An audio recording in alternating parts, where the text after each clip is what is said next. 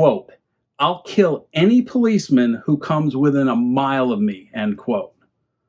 This according to either Garvey Miles, Ben Davis, Mary Davis, or Fred Kinworthy.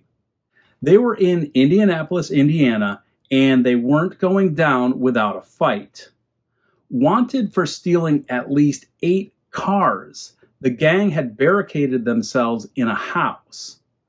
Naturally, police responded, and they brought tear gas and gunfire, forcing the crew out. Garvey Miles was the ringleader of the car thefts, but it was Kinworthy, a man wanted for 2 years, who was the bigger catch, as he was linked to bank robberies across the region.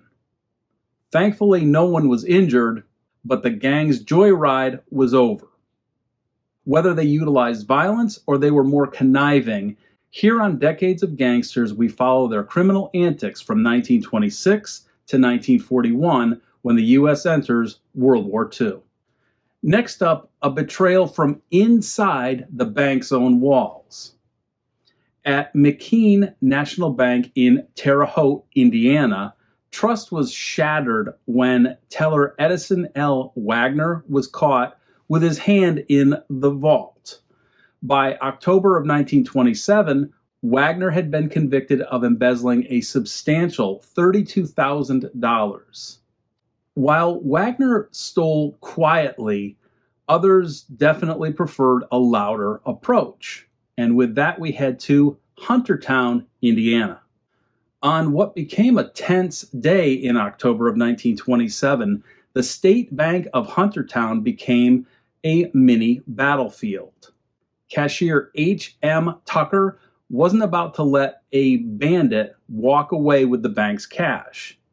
When the crook demanded access to the safe, Tucker instead grabbed a revolver and started letting bullets fly. None of them hit their mark, but the gunfire sent the bandit scrambling out of the bank and to his getaway car that he'd left outside the bank with the engine running. So in the end, no cash was stolen and no one was hurt, but Cashier Tucker's quick draw act must have made him something of a local legend, if only temporarily. As for the bandit, he vanished into the Indiana countryside, leaving only tire tracks behind. From a foiled robbery to a fallen cop, we'll catch up with a familiar foe from a previous episode. If you watched our episode, The Fletcher Gang Falls, you know Raymond E. Fletcher as a former Indianapolis police officer turned criminal mastermind or gang leader anyway. By October of 1927, Fletcher's luck had run dry. After pleading guilty to violating the Harrison anti-narcotic law and, admitting to a string of Indiana bank robberies, he was sentenced to 8 years in Leavenworth prison and fined $1,000.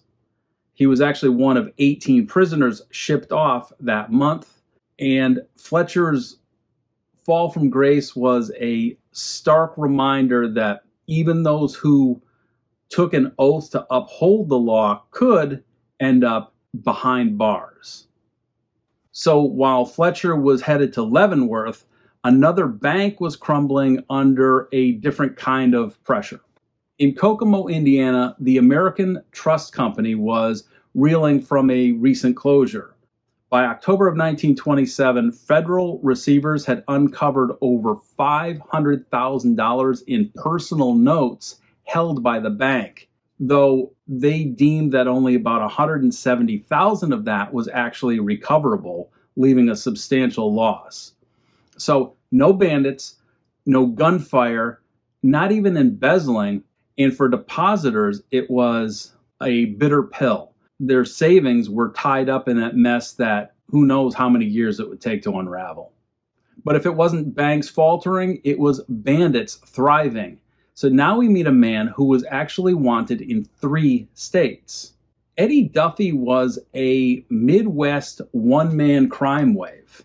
Arrested in a Fort Wayne, Indiana hotel in October of 1927, He was wanted for assault and battery with intent to rob over in Muncie, Indiana. And that was just the start. Authorities in Flint, Michigan sought him for holdups. Cincinnati, Ohio wanted him for safecracking. In Springfield, Ohio tied him to a bank robbery. Duffy's rap sheet, his list of crimes, was like a gangster novel from the day. However, his luck ran out when those Fort Wayne police put him in cuffs. So that's justice. And speaking of justice, 2 bank robbers faced a darker fate for a deadly crime. Way back in 1923, Sheriff William Van Camp of Brookville, Indiana, had been hot on the trail of bank robbers Eugene Webb and Burton Carter. Tipped off about a planned heist at the Brookville Bank, Sheriff Van Camp searched the town and eventually found the pair hiding in the woods. That was when Carter allegedly fired a fatal shot that killed the sheriff. By October of 1927, both men, already serving 25 years for a Greenville, Ohio bank robbery, faced trial for Van Camp's murder. And Indiana wasn't playing games. They sought the electric chair for both. While justice loomed in Brookville, another bank faced a quieter collapse. The National Bank of Lagrange, Indiana, shut its doors in October of 1927 after a bank run by depositors. Federal bank examiners took charge, sorting through what was the wreckage of a small localized financial panic. For Lagrange's citizen, it was a loss that was difficult to accept. But in Amboy, Indiana, one woman proved tougher than any bank vault. So we meet Catherine Lindley, a 20-year-old bookkeeper at the Amboy State Bank, who was steadfast and didn't even flinch when danger came through the doors. On a fateful day in October of 1927, Ray Arson, alias Frank Badgley, stormed the bank. He shot cashier Paul Norris in the leg when Norris didn't raise his hands quickly enough. Arson handed Lindley a sack to fill with cash, but she didn't comply, so he tied her up. She was able to loosen her binds and nearly grabbed the gun before Arson returned from the vault.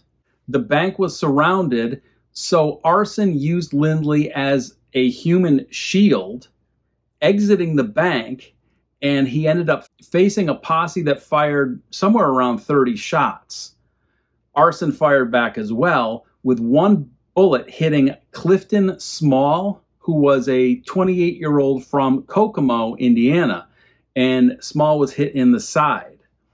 Well, surrounded by Sheriff Campbell and 6 police officers, Arson dragged Lindley into a garage, and inside, out of anger or nerves, I'm not sure, but Arson then spent time tearing up $300 in cash before surrendering.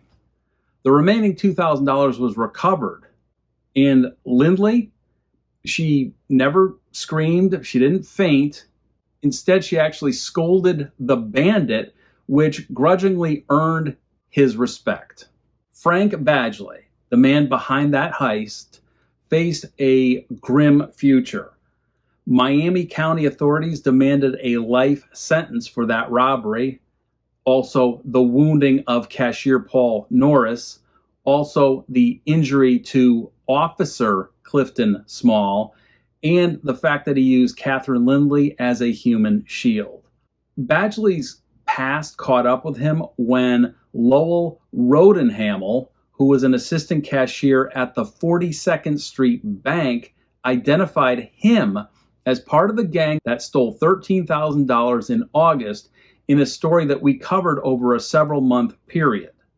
Behind bars in Miami County, Badgley nearly escaped, sawing through cell window bars. Sheriff Jerry Fager caught him just in time and recovered 3 saws from Badgley, thereby crushing his hopes of freedom.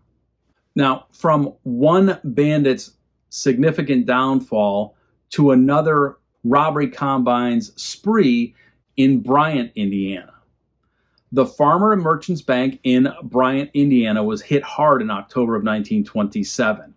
Cashier John Boniface felt a revolver jabbed into his side by John Lumpkins, who was a 24-year-old from Muncie, Indiana.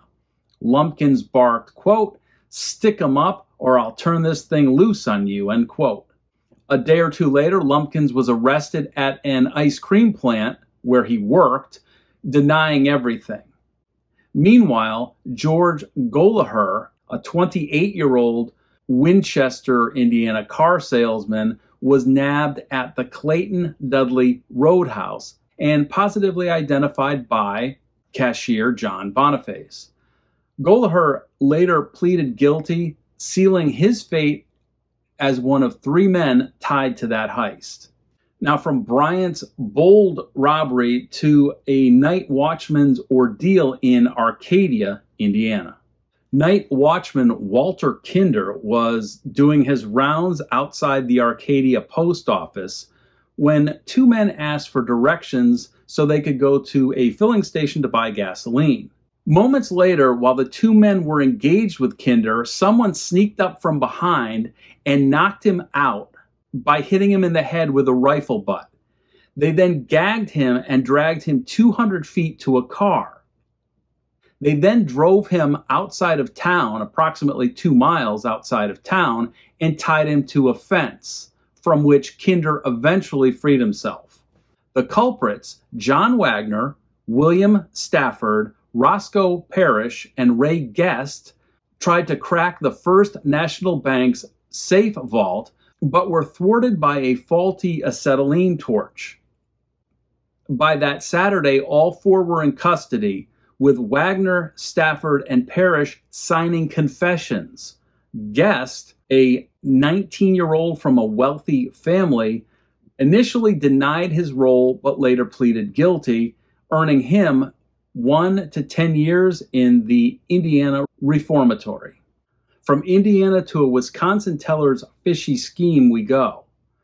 In Milwaukee, Anthony Sokolowski, a teller at Lincoln State Bank, had a taste for the finer things in life. Among them were goldfish, prize fights, radio, and drama. To fund his passions, he embezzled over $1,100 and admitted to swindling approximately $10,000 more by duping depositors on their withdrawal form. He pleaded for leniency, did Sokolowski, asking to be sent to the nearby House of Correction so his wife and newborn baby could visit. The judge obliged, sentencing him to 3 years. For Sokolowski, the high life came at a steep price. While Sokolowski paid for his crimes, a bank that we've covered numerous times faced its final chapter. If you saw our episode Ban Jazz and Eliminate Bank Heists, you know the J.F. Wild and Company State Bank was in trouble through embezzlement, possible robbery from an inside source, and other shenanigans. By October of 1927, its assets were up for auction with a minimum price of $3.7 million. Now, you would think that J.F. Wild, the man, would quietly fade away. But alongside his sons John Jr. and Forey Wild, he launched the J.F. Wild Investment Company. That company aimed to trade in real estate, stocks, and bonds. And so essentially for J.F. Wild, the bank's collapse was just the start of a new venture. Next Saturday, we head back yet again to the Dakotas and Montana. We'll get resolution on Lester Barge, Richard Broomfield, and August Shumack, but also tally a slew of new October 1927 heists as well.